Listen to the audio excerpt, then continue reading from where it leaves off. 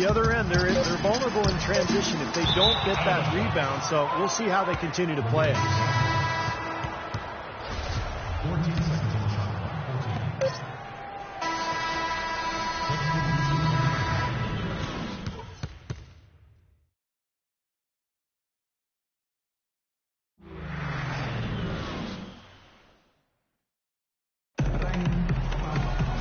Well, it's been a one-sided affair so far through the first 2 quarters, but there's plenty of time to mount a comeback. Tremendous output from Allen. He's got 13 points, and the three-pointers have been dropping for him. He's got 3 of them. Well, as long as he's continuing to make them, I think they should make him more of a focal point of this offense. And we welcome you back to start the quarter. Players had a chance to get hydrated with Gatorade. And there's certain to be some great basketball ahead for us. Ray Allen really has his fingerprints all over this one. I know we've said this many times before, but I'll say it again. He had a great first half, just an explosive offensive display there. At the end of the day, I wouldn't be surprised if we're talking about what a great second half he had. He can usually keep it going for all 4 quarters. So on the floor for Utah. Payton is out there with Jeremy Lamb. Then there's Whiteside. Then there's Tobias Harris. And it's Favors in at the 4 slot. Lamb passes to Payton. 6 to shoot. Utah needs to get off a shot here. No good from Lamb. Raptors trailed by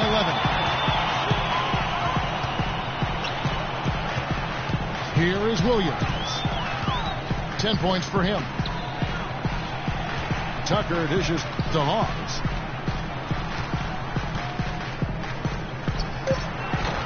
And a miss there with a chance to cut the lead to single digits. Jazz leading by 11. Now let's go to Doris Burke. Doris. Well, guys, Quinn Snyder this season taking over as head coach of the Utah Jazz. Snyder said the fit is terrific. He loves player development. Certainly a nice compliment to this young roster. Snyder's road in the coaching ranks has been a winding one, but he said the adversity he's faced has made him a better coach and a better person. Gentlemen, his time has come, Doris. All the makings of a great coach. Thank you. A little bit of a defensive breakdown there. He's not the guy you want to leave open on the perimeter. You've got to stay attached to him. And there's the pass to Lamb.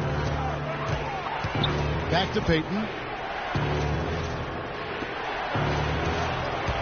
Harris against Williams. Nice ball movement by Utah. Pulls up. And a big bounce off the rim, but it sinks right in. And it's 8 points for Lamb. Maybe with that, the lid on this basket will be lifted for him. Toronto calls timeout. Now you look at Jeremy Lamb, physically 6'5", almost a 7-foot wingspan. Jumps well. He's got all the tools to be special at both ends of the floor. So Utah going with an almost entirely new group here. Gobert, he's checked in for Whiteside. Cantor comes in for Derek Favors. Allen's checked in for Jeremy Lamb. And Thomas subbed in for Payton. It's hauled in by Harris. And for Lamb, really the only physical knock is that he needs to continue to get stronger, get friendly in that weight room.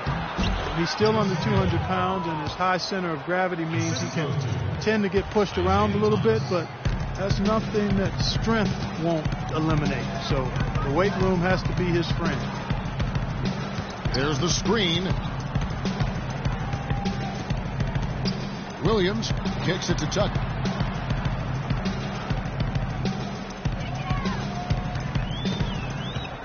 The Raptors need to get a shot at it. There's Williams. Gets it to go from 18 feet away.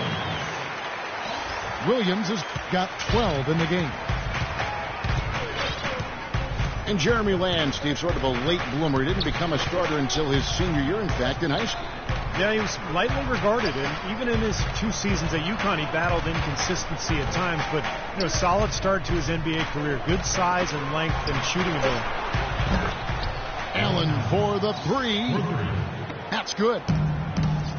Allen's got the lead up to 13 now for the Jazz.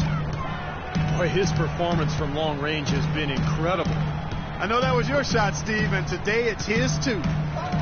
Here's Tucker. Tried to come right back with the three of his own, but it's no good. And in the paint, they have really shown some strength. Their work on the boards has been phenomenal. Yeah, I'd certainly call it a mismatch, Steve, at least for today. The Raptors have gone 3 of 7 on field goal attempts here in the second half. Williams passes to Booker. He feeds it to Tucker. Out to the right wing. Outside, Meeks. And Cantor pulls it down. Boy, I'm shocked he didn't make that one. He usually knocks that one down with ease. Thomas gets a wide open look.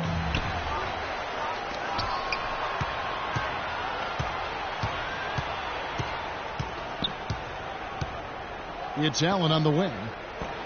Back to Thomas. Offensive rebound. Cantor dishes to Gobert. Harris outside.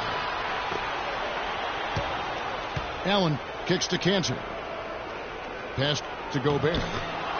Well, it was only a matter of time, but they finally get the bucket. And the Jazz lead by 15. Off the screen. A nice pick right there to get him right to the rack. Well, I tell you what, it was the good pick that was set that turned him loose. And once he got around it, Steve, it was smooth sailing right to the hole. Well, because of the pick, he had plenty of room. That's why he was able to power down that slam. Thomas passes to Harris. Back to Thomas. Looking to end his cold spell. And the shot is good, dropping in off the front of the rim. Thomas got 6 points. Boy, he can be a matchup nightmare inside the paint. Now Williams. 12 points for him. Pass to Meeks. Hawes inside. Guarded by Harris. Shot's good from Hawes. You know, it's a plus to get good looks in the paint. And when you can get them, you got to score them. Utah leading by 13. Raptors in the city of Toronto set to host the All-Star Game in 2016. Toronto has already contributed $500,000 to help host the event. Well, you know, the city is one of the great cities in the world. It is. And they're excited. That city's excited to showcase itself as an entertainment destination. And for the NBA, a chance to make further inroads in the hockey-obsessed country of Canada. Here's what Toronto's going with right now. Kufas checked in for Hawes. Matt Bonner comes in for Trevor Booker. Carlos Delfino's checked in for P.J. Tucker. And it's Thornton in for Jody Meeks. And Utah with a change here, too. Deng's checked in. Thornton with it. Williams with a clean look. Bangs home the trifecta. Williams has got 5 points now this quarter. And along with the All-Star Game, the Raptors looking forward to a rebrand next season. New colors. They'd considered blue and white like the short-lived professional team, the Toronto Huskies. Black and gold, another direction.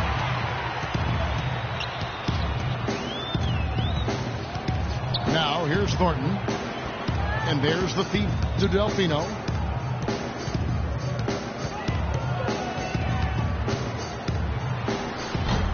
Utah with the rebound. The biggest lead of the game, 15 points. And the Raptors certainly influenced by the Nets, who rebranded themselves in the move from New Jersey to Brooklyn. They went from dead last in the league in merchandise sales to top 5. That's a heck of a turnaround.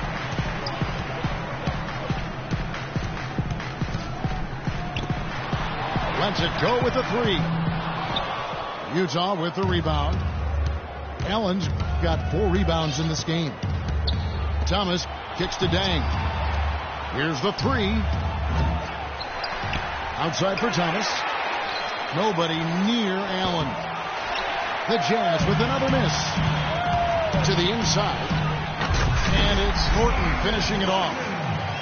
I like that they're taking it inside and taking advantage of each opportunity, Clark, to chip away at the deficit. Yeah, and doing it with the dunk is a major energizer, too.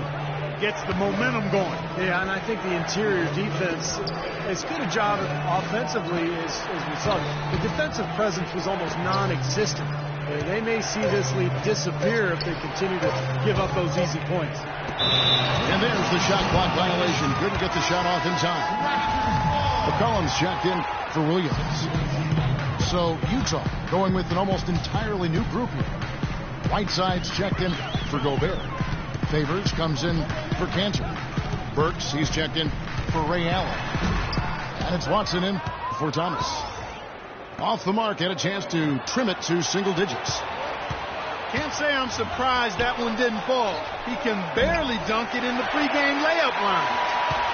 Well, his shot's been off today, no question. He's not the guy they're going to want to look to if they want to keep this lead where it is. None of the defenders wanted anything Clark to do with him on that jam. And I do not blame him at all, partner. He was coming in with a bunch of steam and was ready to posterize whoever decided to get in his way. All right, I understand, fellas, but come on. You've got to challenge him a little bit at least. Thornton dishes to McCollum.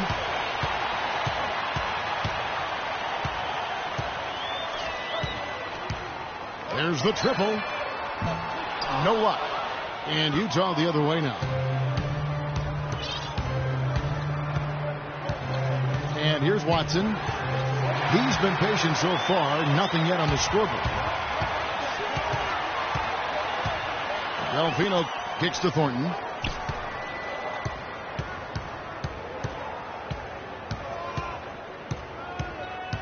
He dishes it to Kufis. Utah with the rebound. Luol Deng is the definition of a gamer. He averaged over 38 minutes a game over the last 5 seasons with the Bulls. Played with a fractured thumb, torn ligaments in his wrist. He always goes all out at both ends every time he's on the court. Watson's shot is off.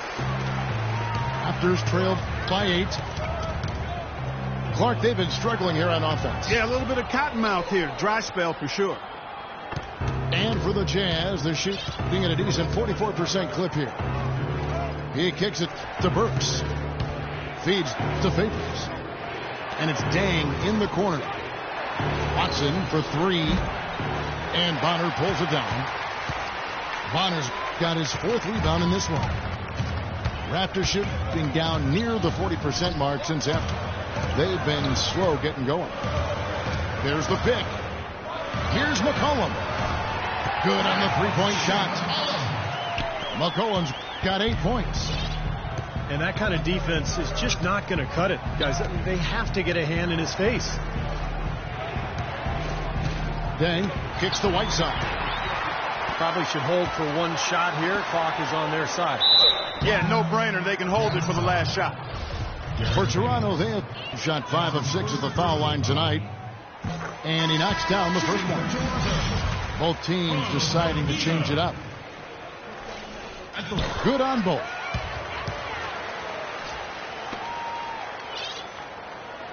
And the Jazz with possession here. Here's Thomas. He got it up. Oh, and he just knocked down the buzzer beater. Oh, Kev, that's really tough. They built some momentum there, but that 3 stretches it back out. And that's going to do it for the third quarter. Jazz lead by 6. We'll be back shortly live from the Air Canada Center in downtown Toronto.